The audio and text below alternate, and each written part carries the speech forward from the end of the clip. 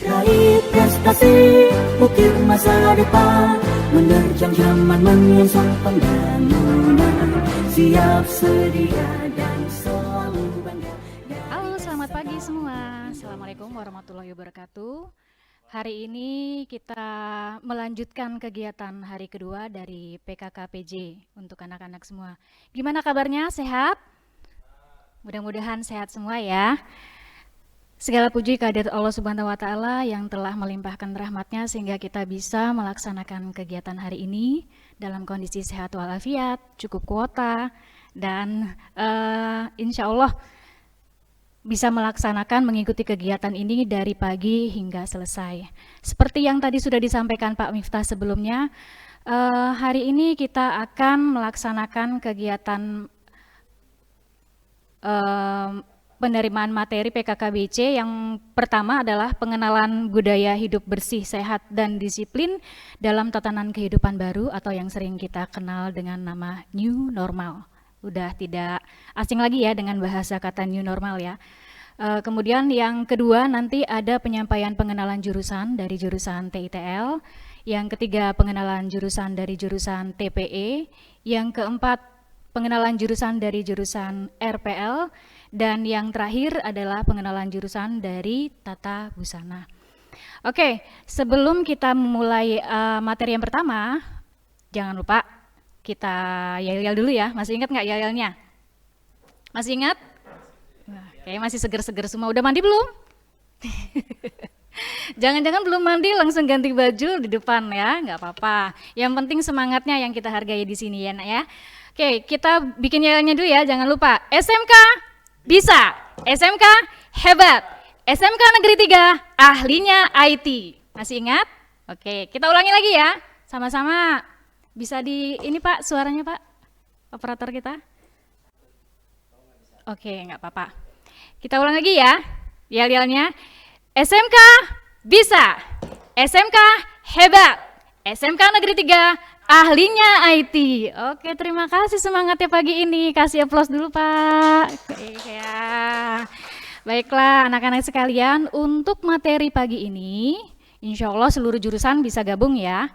Dan jangan lupa nanti untuk mengisi absennya. Nah, kita punya tata tertib untuk Vkon seperti biasa. Kemarin sudah disampaikan di grup tata tertibnya. Oke, yang pertama tata tertib Vkon ya, jangan lupa ya. Room akan dibuka 30 menit sebelum jadwal sesi pertama setiap harinya. Insya Allah yang sudah masuk hari ini tadi sudah masuk 30 menit sebelum jadwal kita ya. Kemudian yang kedua, peserta wajib memasukkan identitas saat sign in sesuai ketentuan. Kemarin sudah diberi contoh memberi identitas jurusan baru kemudian nama. Sehingga nanti pada saat panitia melihat absennya itu sudah bisa dipisah-pisahkan menurut jurusannya masing-masing. Yang ketiga, nah ini yang penting. Untuk setiap peserta yang masuk wajib mematikan atau mute fungsi mikrofon pada ikon berbentuk mic dengan memilih menjadi perintah mute agar suara moderator dan pemateri bisa terdengar jelas. Yang keempat, semua peserta wajib menyimak dan mencatat di dalam buku khusus untuk PKKPJ tentang info yang dibutuhkan dari presentasi yang diberikan oleh pemateri. Buku catatan nanti akan dikumpulkan pada saat pengukuran seragam hari Kamis dan Jumat tanggal 16 dan tanggal 17 Juli tahun 2020 sesuai dengan jadwal masing-masing ya. Berikutnya, setiap peserta nih harus diingat, wajib mengisi daftar hadir setiap materi pada link form yang di-share oleh host atau moderator atau yang sudah di-share nanti di grup WA-nya. Nah, sampailah kita pada materi yang pertama. Ini sepertinya pemateri kita sudah siap ya, insya Allah ya Pak ya, udah seger pagi-pagi kita. Demi para peserta PKKBJ SMK Negeri 3 Metro, kami sudah mempersiapkan diri dari pagi. Kita mulai pada materi yang pertama, yaitu tentang pengenalan budaya hidup bersih, sehat, dan disiplin dalam tatanan kehidupan baru atau yang sering disebut dengan new normal. Nah, siapa pemateri kita? Kayaknya anak-anak udah kenal ya, kemarin sudah dikenalkan juga. Kalian mungkin lebih mengenal sebagai moderator kemarin dari pagi sampai acara dengan selesai. Mari kita perkenalkan lebih dalam lagi pemateri kita pagi hari ini. Pemateri kita adalah Bapak Velanika Iguan Sayala, Sarjana Teknik. Kita punya profilnya di sini. Bisa ditampilkan, Pak, profilnya? Oke, Bapak Velanika Iguan Sayala itu lahir di Bandung Rejo tanggal 29 Maret tahun 1981 dan untuk saat ini tinggal di alamat Jalan Samping Koramil, RT 8 RW 4, Iring Mulyo. Deket ya, jadi kalau yang mau mampir-mampir bisa ke sana, jangan lupa bawa oleh-oleh. Untuk sekarang, bercanda ya, jabatannya adalah sebagai guru TKJ dan sebagai Wakahumas SMK Negeri 3 Metro. Nah, buat Ananda sekalian yang ingin tahu informasi tentang SMK Negeri 3, nah dengan Bapak Velan inilah nanti urusannya. Pak Velan memiliki identitas akun sosial network ya pada Instagram dengan nama akunnya @velanmetro, kemudian di Facebook nama akunnya Velan Sayala, dan di emailnya dengan nama akunnya masvelan@gmail.com. Kalau nomor teleponnya langsung ke orangnya saja ya, ya Pak ya.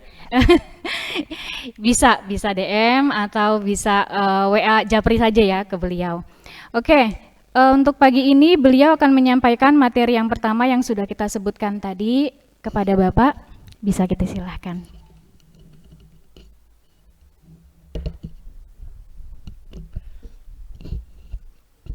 Terima kasih banyak Bu Ranti. Bismillahirrahmanirrahim. Assalamualaikum warahmatullahi wabarakatuh. Salam sejahtera buat kita semua. Tabi pun, ya pun. Selamat pagi anak-anak. Selamat bergabung kembali di sesi pertama kegiatan PKKPJ SMK Negeri 3 Metro. Hari ini bersama Bapak ya. Jadi kita akan mencoba untuk mengulas tentang materi perilaku hidup bersih, sehat, disiplin dalam fase new normal.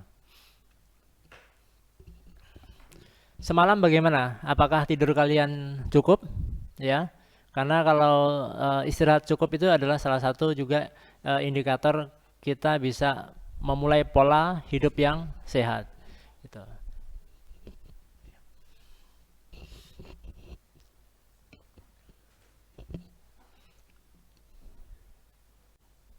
Ya. Iya, pengenalan hidup bersih sehat ya. Hidup bersih sehat dan disiplin dalam tatanan kehidupan baru. Oke.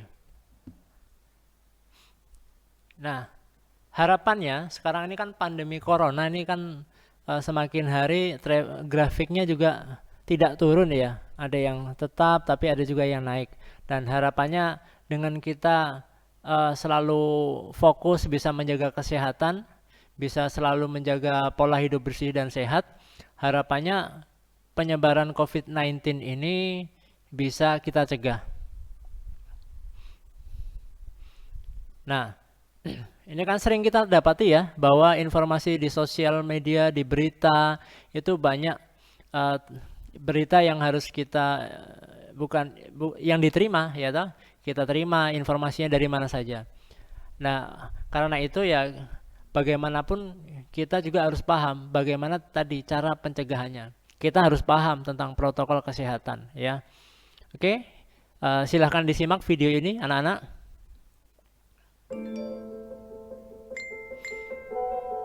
Informasi tentang virus corona yang begitu berlimpah bisa jadi malah membingungkan. Maka dari itu, kita memerlukan protokol kesehatan yang alurnya jelas, sederhana, dan mudah dipahami.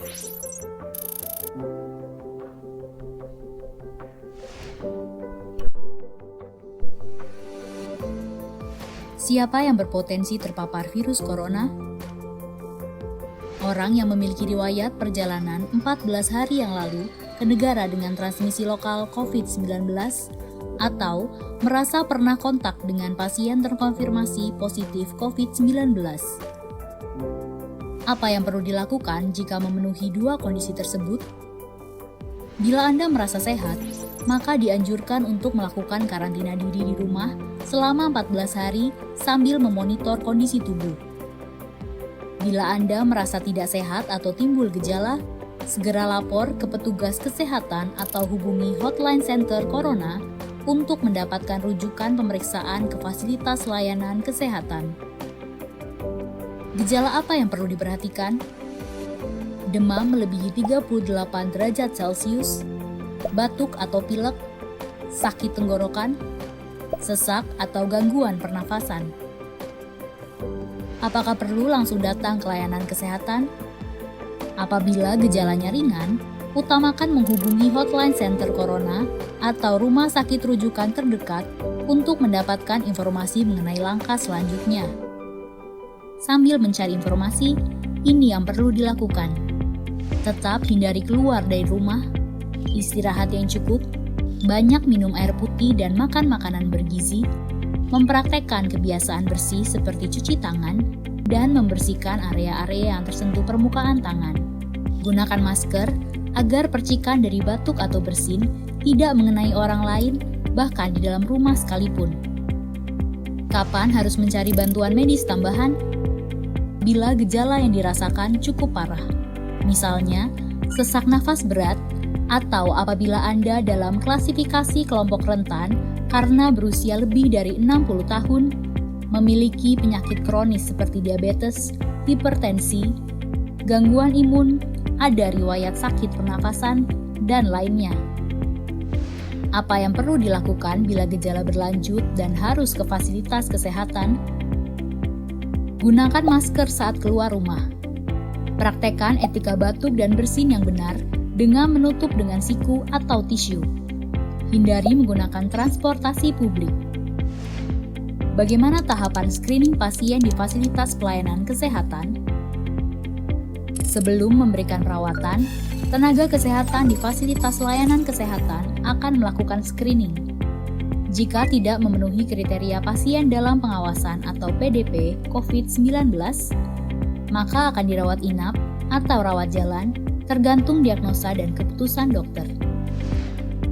Jika memenuhi kriteria pasien dalam pengawasan COVID-19, maka akan dirujuk ke salah satu rumah sakit rujukan, didampingi oleh tenaga kesehatan yang menggunakan alat pelindung diri atau APD. Di rumah sakit rujukan, spesimen pasien diambil untuk pemeriksaan lab dan pasien akan ditempatkan di ruang isolasi.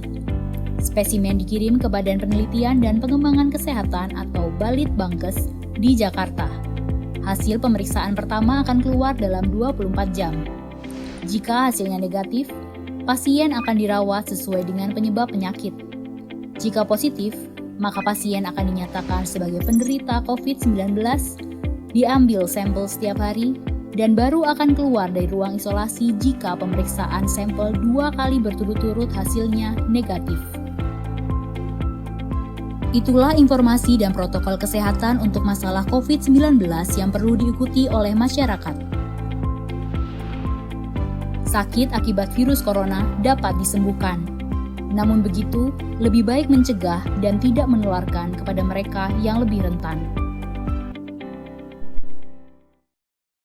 Oke, nah begitu anak-anak ya. Jadi poinnya adalah kita emang harus mentaati tentang protokol kesehatan. Bagaimanapun lebih baik mencegah daripada kita terpapar virus tersebut.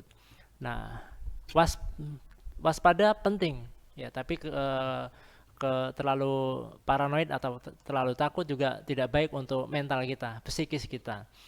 Oke. Nah, sekarang kita masuk ke PHBS itu. PHBS adalah singkatan dari perilaku hidup bersih dan sehat. Jadi setiap individu mari kita menyikapinya dengan selalu menjaga kebersihan dan kesehatan. Nah, terus bagaimana dengan PHBS di sekolah?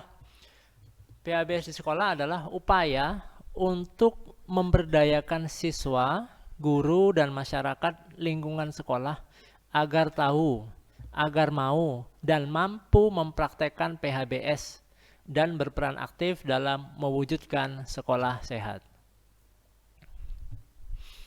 Nah, terus sasarannya siapa?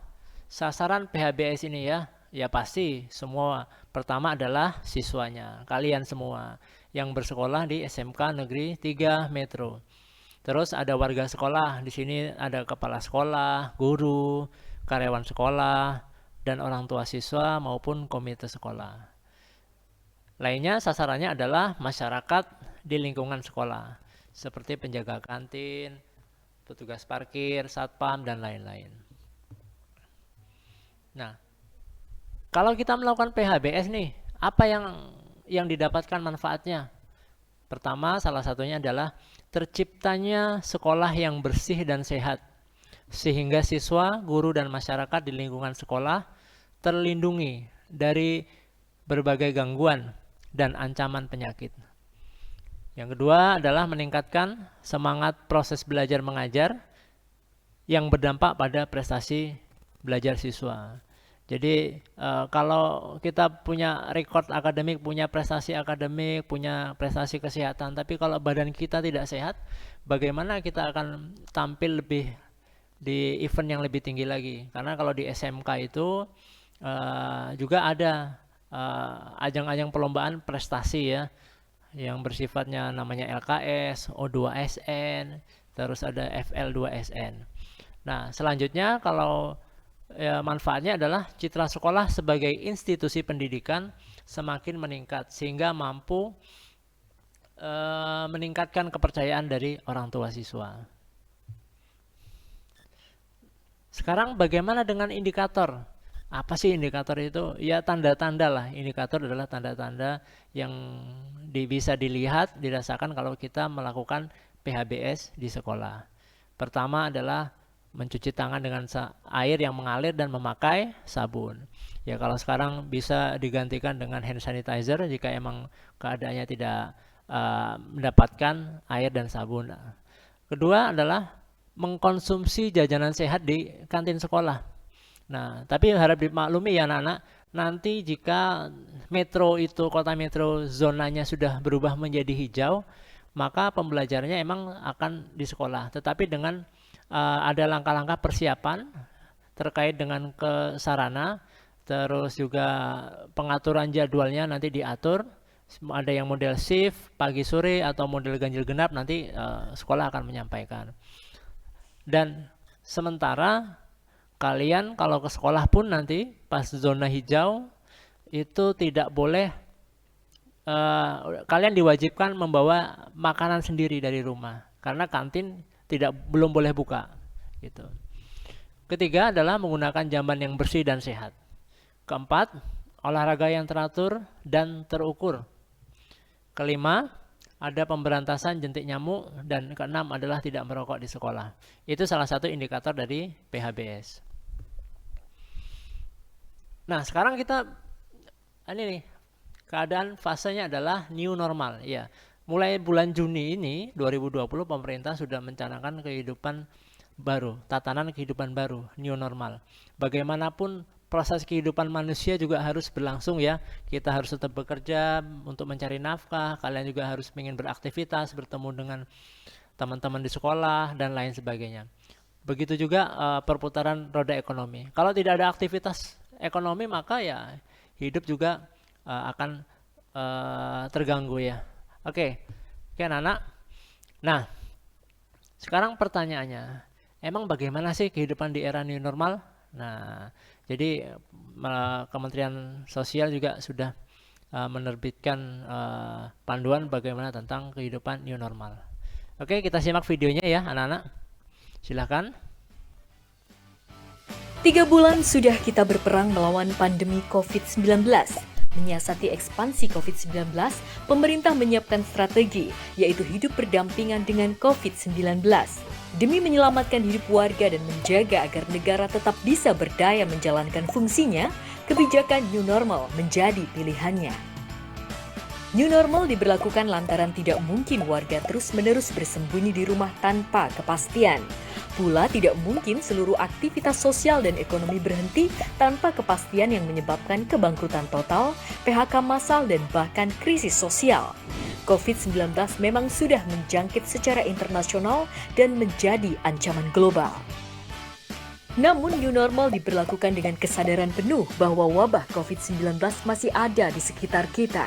Karenanya aktivitas ekonomi dan publik pun diperbolehkan dengan syarat menggunakan protokol kesehatan yang telah ditetapkan secara lebih ketat dan disiplin. Lantas bagaimana cara menjalani new normal di tengah pandemi COVID-19? Tetap terapkan protokol kesehatan baik di rumah, di kantor maupun di tempat publik. Membiasakan menggunakan masker, membudayakan rajin cuci tangan, selalu menjaga jarak fisik menjadi kunci hidup sehat dalam kondisi new normal. Pemerintah pusat dan daerah pun saling bersinergi untuk memastikan pemeriksaan kesehatan secara masif. Tersedianya sarana perawatan dan peralatan medis melindungi mereka yang paling rentan melalui penyiapan pengamanan sosial yang tepat sasaran dan perlindungan kesehatan. Selain itu, untuk memastikan new normal berjalan dengan baik, maka pemerintah melakukan upaya sistematis, terkoordinasi dan konsisten dalam melakukan pengawasan publik dan penegakan hukum, termasuk memperbesar kapasitas sektor kesehatan untuk mengantisipasi lonjakan kasus baru COVID-19. Memang, kenormalan baru atau new normal sama sekali belum menjadi kemenangan melawan COVID. Namun new normal menjadi upaya produktif namun tetap aman dari serangan COVID-19. Pertaruhan ini bergantung pada kedisiplinan orang per orang. Stop menyebarkan energi negatif yang berpotensi menimbulkan kecemasan publik. Jangan sampai pengorbanan seluruh lapisan masyarakat selama 3 bulan ini menjadi kesia-siaan. Jika Anda cemas, lindungilah diri Anda dan keluarga.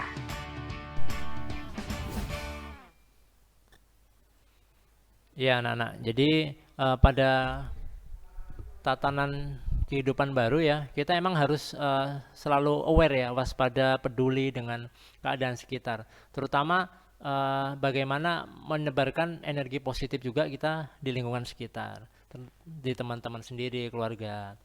Bagaimanapun COVID ini bisa ditangani secara bersama-sama, tidak hanya kita mengandalkan tenaga medis saja, tidak bisa, tapi peran serta masyarakat, peran serta pelajar juga dibutuhkan semuanya. Oke, next Pak Tio. Nah, terus bagaimana sih cara kita mencegah nih ya, bagaimanapun supaya wabah ini tidak menyebar dan tidak terlalu membuat efeknya terlalu besar pada masyarakat. Nah, kuncinya di mana? Kuncinya adalah pada kedisiplinan. Disiplin untuk bagaimana melakukan protokol kesehatan dan kehidupan kita sehari-hari. Oke, kita simak videonya anak-anak. Sejumlah daerah bersiap untuk babak baru hidup dalam era new normal. Disiplin diri dan tetap mematuhi protokol kesehatan menjadi kata kunci penting memasuki kehidupan normal yang baru. Pemerintah juga sedang menyiapkan protokol kesehatan new normal dan bersiap memasuki era baru new normal. Kami akan hadirkan dalam laporan khas redaksi kali ini.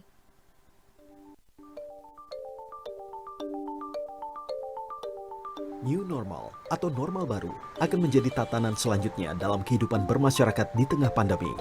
Sejumlah daerah bersiap menjalankan aktivitas dengan situasi new normal.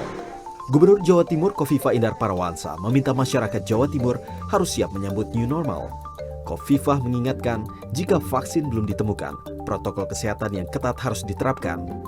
Dirinya juga mengajak masyarakat untuk segera move on ke kehidupan new normal. Sementara Gubernur DKI Jakarta Anies Baswedan kembali memperpanjang kebijakan PSBB hingga 4 Juni 2020. PSBB ini akan menjadi yang terakhir jika angka virus corona berhasil ditekan. Selanjutnya, Jakarta akan memasuki babak baru dengan kehidupan new normal. Dan bila itu kita kerjakan sama-sama, maka nanti kemudian Jakarta bisa kembali berkegiatan, tentu normalnya baru. Orang biasa mengistilahkan new normal. Bukan kembali seperti kemarin, tapi normal yang baru. Juru bicara pemerintah untuk penanganan COVID-19 Ahmad Yuryanto menegaskan, disiplin diri dan mematuhi protokol kesehatan menjadi kunci dalam memasuki era new normal. Kita menginginkan kehidupan kita normal dalam artian kita bisa bekerja, bisa produktif, bisa menghasilkan sesuatu, bisa berkarya, tetapi barunya adalah kita aman dari tertular COVID-19. Ini yang kita sebut sebagai normal yang baru. Maka gerakan dengan protokol, pemenuhan protokol kesehatan tetap kuat kita jalankan. Kebiasaan mencuci tangan. Nah, itu tadi ya. Jadi bagaimanapun tetap harus kita disiplin ya, disiplin dalam melakukan protokol kesehatan. Terutama dalam kita kan sudah memasuki fase new normal. Jadi bagaimanapun kita harus tetap melaksanakan protokol secara disiplin. Oke. Nah, ini kan tadi sudah kita bahas ya. Tatanan kebiasaan atau perilaku baru yang berbasis pada adaptasi untuk membudayakan perilaku hidup bersih dan sehat. Nah, ya karena kenapa? Ya pasti saat ini kan virus ya antivirusnya untuk vaksinnya belum ditemukan, sehingga para ahli masih bekerja keras mengembangkan dan menemukan vaksinnya agar bisa segera dikendalikan. Ya tujuannya pasti untuk mendukung pemutusan rantai penularan dari COVID-19. Nah, sekarang kebiasaan barunya apa sih? Ada 3 poin utama. Pertama adalah wajib pakai masker, terutama saat kita keluar dari rumah ya, mau bekerja, ke sekolah, main ke tempat teman dan lain-lain. Yang kedua adalah tetap jaga jarak ya, physical distancingnya 1-2 meter. Dan yang ketiga adalah sering cuci tangan pakai sabun dengan air yang mengalir. Nah ini 3 kebiasaan utama ya. Pastikan selalu kita mengingat bagaimanapun ini adalah kebiasaan baru yang berfungsi untuk mencegah penyebaran COVID-19. Oke. Nah, bagaimana di kendaraan umum ya? Kalau di seputaran kota metro, kalau kita bepergian mungkin jarang sekali ya kita menggunakan angkutan umum ya. Angkot itu juga sangat jarang. Kebanyakan kita menggunakan kendaraan pribadi atau jasa ojek online.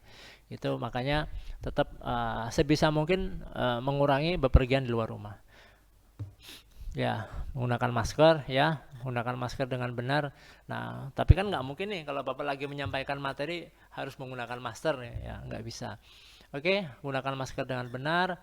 Terus cara penggunaannya bagaimana? Nah itu kalian sudah bisa paham lah. Ya, yang wajib pakai masker ya tadi apabila kita yang sakit di slide sebelumnya Pak Tio. Nah saat sakit jika Anda demam, batuk pilek, Anda berangsur pulih dari sakit ya, itu sebisa mungkin tetap menggunakan masker. Secara umum orang yang sehat tidak perlu, tapi emang kalau tergantung kondisi dan lingkungan. Nah ini bagaimana cara memakai masker kain dengan aman, ya sering dicuci. Nah ini yang terbaru nih, ini maskernya jangan turun ke dagu, ya. Biasanya kalau kita pakai terus dipakai terus karena mungkin kelamaan pengap ya keluaran dari hidung kita yang CO2 itu yang kembali ke masker sehingga kayaknya pengap. Makanya sebisa mungkin tidak kadang kalau pengap ya boleh dilepas, boleh juga tidak digunakan. Mulut dan hidung bisa terpapar virus dan kuman. Nah ini salah satu sumbernya dari kumparan. Oke, next. Nah intinya gini, anak-anak sebisa mungkin kalian biasakan cuci tangan pakai sabun ya, terutama setelah bepergian, setelah memegang uang, setelah memegang sesuatu di tempat publik, sarana publik itu bisa. Oke. Next. Nah udah ini Bapak yakin kalian bisa kok tentang cara mencuci tangan yang baik dan benar, itu ada linknya di YouTube, silahkan dicari, banyak tutorialnya. Next saja, kita nggak usah perlu. Nah ini dia, kalau kalian keluar apa yang dilakukan? Yaitu wajib pakai masker ya, kalau bisa bawa tisu basah atau hand sanitizer ya, itu ini kalau emang kita menggunakan jasa ojek online gitu. Oke anak-anak, itu saja materinya yang dapat Bapak sampaikan. Intinya bagaimanapun kalian juga harus berperan aktif dalam perilaku hidup bersih dan sehat supaya penyebaran COVID-19 ini bisa dikendalikan, supaya Indonesia segera bebas dari COVID-19, supaya kita bisa lagi semuanya normal, kita bisa sekolah berinteraksi dengan masyarakat, dengan teman, dan lain-lain. Oke, demikian saja. Terima kasih atas waktunya Bu Ranti. Saya akhiri, wassalamualaikum warahmatullahi wabarakatuh.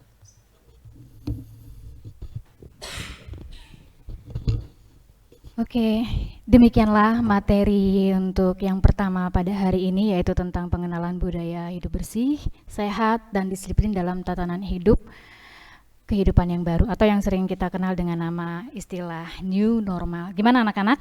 Mungkin selama ini kita udah sering mendengar ya, baik di TV, media sosial, ataupun secara langsung tentang pemahaman apa itu new normal dalam tatanan kehidupan yang baru. Mudah-mudahan apa yang sudah disampaikan oleh beliau, Bapak Velamika Ikhwan Sayala, Sarjana Teknik, itu bisa bermanfaat buat kita semua dan membuat kita semua udah siap untuk melaksanakannya dalam kehidupan sehari-hari, terutama jika kota metro sudah masuk dalam zona hijau ya, dan mudah-mudahan akan ada perubahan jadwal ya kalau kita bisa melakukan pembelajaran tatap muka. Demikian ya Pak ya, selalu kita doakan terus.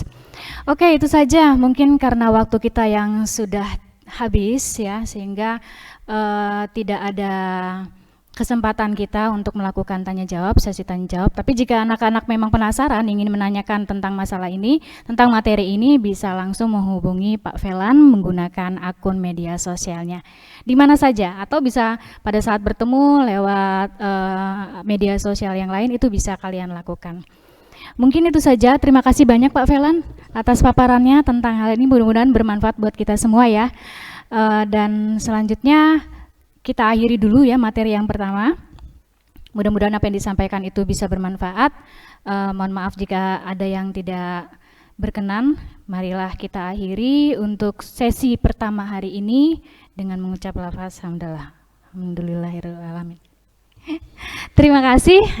Kita akan kembali lagi pada sesi yang kedua, yaitu tentang pengenalan jurusan. Yang pertama jurusan TITL.